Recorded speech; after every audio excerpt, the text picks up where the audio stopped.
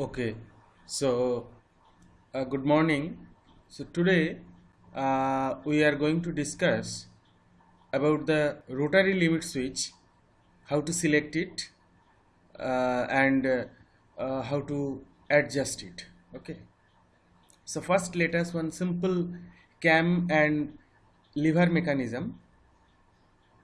Say this wheel, this cam is rotating in this direction. Okay, and when this part will be pressed, this will move like this. Okay, with the center of this. So this is called your cam, this is called the lever. Now here these are the two contacts. It's a metal contact.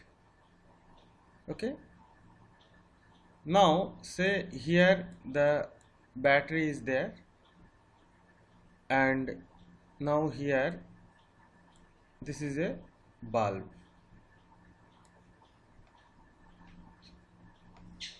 So in this position the bulb will glow. Now once this cam is rotating and this part is going and pushing this part, so this will move like this. It will go like this. When this part will push this part, so this lever will go this direction and this contact will be break, circuit will be break, and the bulb will be off. So this is the basic concept of a rotary limit switch. So normally rotary limit switch are used in hoisting application, mainly electrically operated trolley, rolling machine. So recently I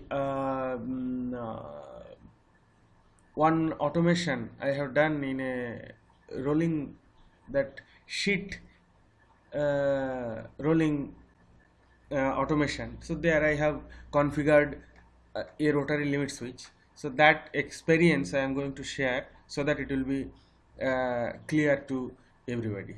Okay, so this is basically this part. Here one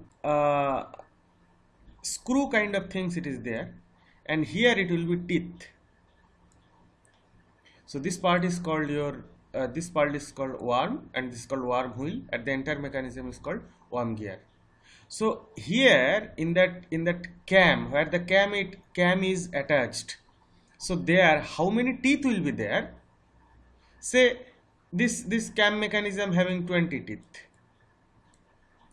Now if this worm will rotate 20 times, then only this cam will rotate one time, 360-degree rotation. So here you will get a very high gear ratio. So these are the, with this basic concept I am going to the data sheet of the limit switch which I have used.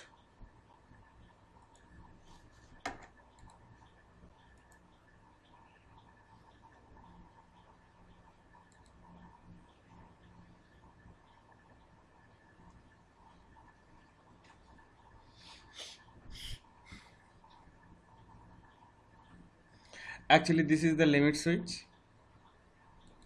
It is widely used actually. So this is the Amtech mech. So this is the, basically this is the photo of the limit switch. If you open that, it will be like this. And one more thing, you see in the worm gear, the worm axis is like this, and this worm wheel axis, if you see, say this is like this. This is your worm axis, and your wheel axis should be like this. So that means the angle will be 90-degree. Now if you see here, this shaft axis, and here inside the below the this white strip actually cam is there, so it is upward. The axis of that cam is upward, and basically where this shaft will be connected means the rotating drum, this axis is like this, so 90 degrees. So definitely in the bottom of that, if you handle any rotary limit switch and if you open it in the bottom part, there will be a worm gear. Okay, so that I'll, if you see, you see this is the worm gear. This is the worm what I explained earlier. This is the worm and this is the wheel, and with that the your cam and everything will be connected. And as I told, we will get a very high gear ratio. So that means if the main drum is rotating say 30 times, and if the teeth of my worm wheel, if it is 30, then after 30 rotation this will rotate, this worm wheel will rotate.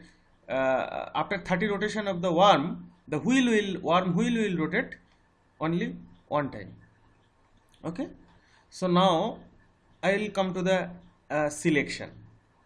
So normally if your top and the bottom position, or the initial and the final position is achieved after say 100 rotation, for an example, so I used to select the switch more than 120, 20%, it is always better. Okay, but you see here the ratio will be 1 to 5, 1 to 10, 20, 30, like that. So you have to, as per that, you have to select the nearest one. Say 60. What do you mean by 60? Means the cam, the changeover of the contact will happen after 60 rotation of the main shaft. That means the worm shaft, if it is rotated 60 times, then only your switch will toggle over. Okay, the contact, the cam will press the lever here. This cam, after 20 rotation of this worm, this cam will press the lever. So that is the concept. And you know what is SPDT, DPDT, all these things. But normally in my application, normally we will use whatever the things I am telling. This is a DC drive, so they are somewhere. I always prefer DPDT, because here the direction of the, whenever you are using DC as a prime mover, so that time DPDT is better. DPDT is always better. Why na? Why I am telling this? Let us take one example. Say this is one pole, this is one pole, this is one pole. Now this and this is connected, and this and these are connected. Okay. Now what I will do, take a battery or rectifier, whatever it may be. This I am connecting here, and this I am connecting here. Now take one DC machine. This is DC machine. Okay, so I am connecting this terminal here and this terminal I am connecting here. Now when that switch is toggling over, that means this position is coming here. Let us give some numbering: 1, 2, 3, 4, 5 and 6.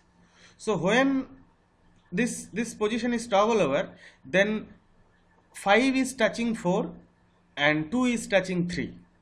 Okay, so that time 2 and 3 short, so your current is flowing because this is positive. It's flowing like this, in like this, and like this. So your direction of current flow is like this. Now when it is toggling towards the top, that means this 2 and 5 and going and touching 1 and 2. So that time, how current will go? When it is going top, so this is going like this, then because it is toggles, now 5 and 6 are shorted and 1 and 2 are shorted. So it is going like this, like this, like this, and like this. So now you see the motor will rotating in the opposite direction. So in DC drive application, normally this kind of things, DPDT is used. So here I have used, better to use DPDT. So where 2 NO and 2 NC contacts are there in VFD, AC VFD application also, NC is always better. Okay, so that's why we'll use select this one, and this is the interval for which the contacts are toggled, opened. So normally I'll prefer 180 degree. Okay, now coming to the point, how it will be adjusted. So you see, first there are 3 screws. So one means if you want to adjust, the first thing you have to lose the screw 1. This will unlock the cam. Then there are other 2 screws are there. These two screw are for 2 cam. So if you rotate this two screw, if you rotate, then the trip point can be adjusted. This will be cleared by some other picture. You see, now this part is that cam. Now what we will do, we will this side, that main we can take another picture. This is correct. So say this shaft is connected to the rotating drum. Now when this part, you see there is one extruded part, when it is coming and touching this follower part of the lever, then this contact will be toggled. Now what I will do, this main screw I will lose. Okay, and I will rotate the motor till, because once I lose this, then this cam is loosened. When this is also again coming, I am pushing back, pushing back, like that I am doing. Once my, say this is rotating forward direction, and once the forward limit reach, that time here another screw is there. By rotating that screw, this extruded part of the cam I will bring, and such that this will just press the follower of the lever. Means this part, this brass wheel will be pressed by the extruded part of the cam, and I will tight there. Okay, I will tight there. This screw I will tight.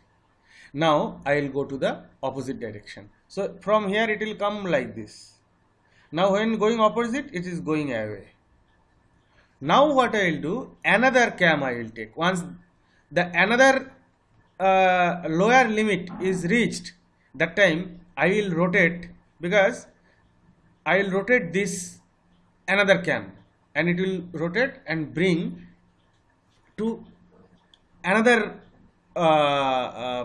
follower of the lever, and there again I will tight it. Okay, understand? So this is the way basically to adjust the rotary limit switch. So same way, this is the widely used rotary limit switch which I am familiar. So this is, you see, this is the Amtech make. So this is a good limit switch. Minimum so far from my industrial experience, minimum 10 to 15 this limit switch I have installed in various industry for automation. Everywhere, somewhere people will be used gravity limit switch, but that installation is quite slightly difficult, and there will be a hanging weight and all these things are there. But normally this is a very simple thing, it can be connected.